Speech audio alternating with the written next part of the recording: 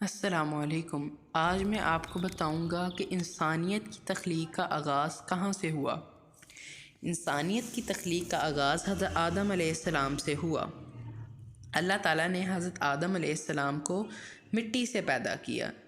حضرت آدم علیہ السلام کو اللہ تعالیٰ نے یہ شرف بخشا کہ اللہ تعالیٰ نے اپنے مبارک ہاتھوں سے حضرت آدم علیہ السلام کو پیدا کیا۔ اللہ تعالیٰ نے حضرت آدم علیہ السلام کے اندر روح سر کے ذریعے سے بخشی، اور جب حضرت آدم علیہ السلام کے اندر روح داخل کی گئی تو حضرت آدم علیہ السلام کو چھینک آئی، اور حضرت آدم علیہ السلام نے کہا شکر الحمدللہ۔ حضرت آدم علیہ السلام کو جمعے کے دن پیدا کیا گیا۔ حضرت آدم علیہ السلام کو جمعے کے دن ہی جنت میں داخل کیا گیا۔ جب حضرت آدم علیہ السلام کو پیدا کیا گیا تو حضرت آدم علیہ السلام کا قد 60 ہاتھ لمبا تھا، سبحان اللہ۔ جب اللہ تعالیٰ نے حکم دیا حضرت آدم علیہ السلام کو کہ فرشتوں کو سلام کرو، تو حضرت آدم علیہ السلام نے کہا السلام علیکم ورحمۃ اللہ وبرکاتہ۔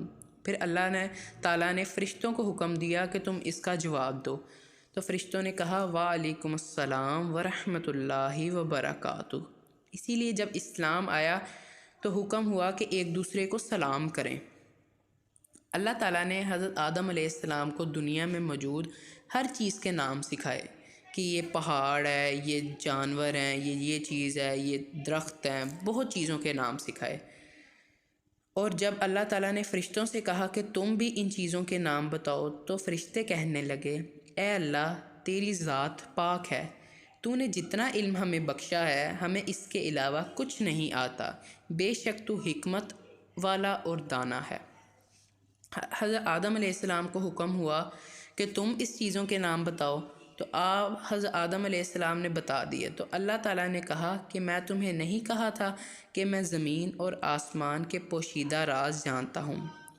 پھر اللہ تعالیٰ نے فرشتوں اور شیطان کو حکم دیا کہ تم حضرت آدم علیہ السلام کو سجدہ کرو، تو فرشتوں نے تو سجدہ کر دیا حضرت آدم علیہ السلام کو، پر شیطان نے نہیں کیا، کیونکہ شیطان کہتا تھا میں آگ سے بناؤں اور حضرت آدم علیہ السلام مٹی سے، میں زیادہ افضل ہوں، میری اس کے اندر تکبر آ گیا۔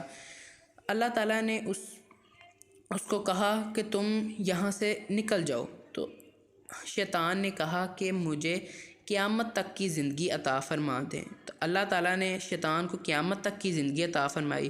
پھر کہنے لگا کہ میں آج سے بنی آدم کو گمراہ کرتا رہوں گا، تمہارے خلاف بنی آدم کو گمراہ کرتا جاؤں گا، ہر کسی کو شرک کی دعوت دوں گا، نعوذ باللہ، ہر کسی کو بھٹکاؤں گا تاکہ وہ تمہاری نافرمانی کریں۔ اللہ تعالیٰ نے فرمایا تم اپنا کام کرتے جاؤ، جو میرے برگزیدہ بندے ہوں گے وہ کبھی بھی تمہارے راہ پہ نہیں چلیں گے۔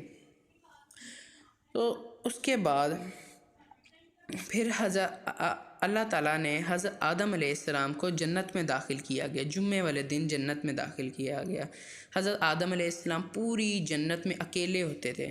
پھر اللہ تعالیٰ نے حضرت آدم علیہ السلام کی پسلی سے حضرت اماں حوا کو پیدا کیا۔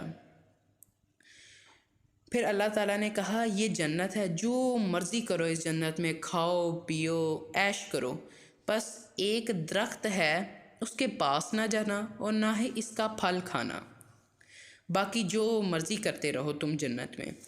ایک دن شیطان حضرت آدم علیہ السلام کے پاس آیا اور کہا کہ اس کا پتہ ہے اللہ تعالیٰ نے تمہیں اس کا پھل کھانے سے کیوں منع کیا ہے؟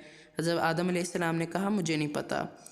تو شیطان کہتا ہے کہ اللہ تعالیٰ نے اس لیے منع کیا کہ جو بندہ اس درخت کا پھل کھاتا ہے وہ ہمیشہ کے لیے زندہ رہتا ہے، وہ کبھی نہیں مرتا، اس کے پاس جو عیش و آرام آتا ہے وہ کبھی اس سے چھینا نہیں جاتا، اسی لیے اللہ تعالیٰ نے تمہیں اس کا پھل کھانے سے منع کیا ہے۔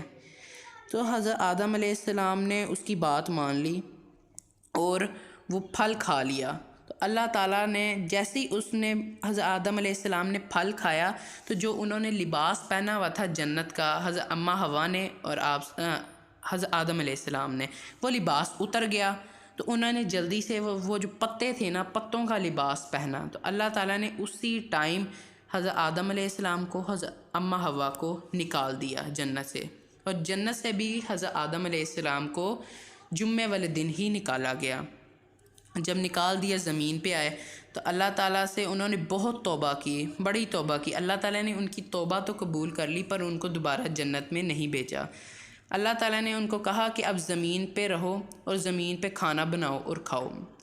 انہوں نے پہلا کھانا اس طرح کھایا کہ اللہ تعالیٰ نے حضرت جبرائیل علیہ السلام کے ذریعے کچھ گندم کے دانے بھیجے زمین پہ کہ یہ حضرت آدم علیہ السلام کو دیں تاکہ وہ اس کو بیج لیں۔ انہوں نے زمین میں ان کو لگایا، زمین سے گندم کا پودا بنا، انہوں نے اس کی کٹائی کی، پھر گندم کو پیس کے آٹا بنایا اور پھر اس کی روٹی کھائی۔ اس طرح انہوں نے اتنی محنت و مشقت کے بعد پہلا کھانا کھایا۔ پھر اس کے بعد ان کو اللہ تعالیٰ نے بہت سی چیزیں دیں، جیسے جانوروں کا علم سکھایا کہ ایسے جانور پالے، انہوں نے کھیتی باڑی کی، اپنے کپڑے بنے، ہر چیز کی۔ پھر اللہ تعالیٰ نے حضرت آدم علیہ السلام کو اولاد بخشی، اور اولاد اس طرح بخشی کہ ہر دفعہ اولاد جوڑے کی صورت میں ہوتی، ایک لڑکا اور ایک لڑکی۔